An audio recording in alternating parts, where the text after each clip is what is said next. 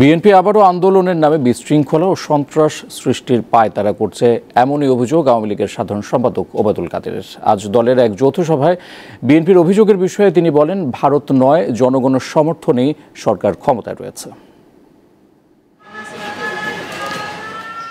শুক্রবার রাজধানীর বঙ্গবন্ধু এভিনিউয়ের কেন্দ্রীয় কার্যালয়ে যৌথ সভার আয়োজন করে আওয়ামী লীগ। এতে সংগঠনের বিভিন্ন স্তরের নেতারা অংশ নেন।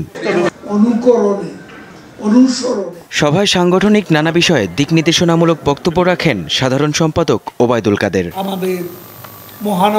তিনি অভিযোগ করেন, নির্বাচন ও আন্দোলনে ব্যর্থ বিএনপি নতুন করে অস্থিরতা সৃষ্টির চেষ্টা করছে।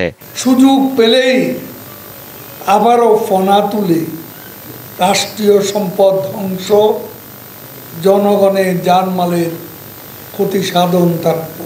তাই আমাদের সবাইকে সতর্ক থাকতে হবে।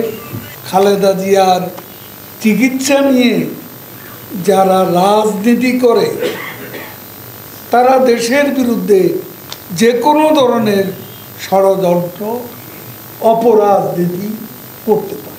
ভারতের সমর্থনে সরকার টিকে আছে। বিএনপি নেতা গয়েশ্বর চন্দ্র রায়ের এমন অভিযোগ ভিত্তিহীন বলে উড়িয়ে দেন আওয়ামী লীগ সাধারণ সম্পাদক।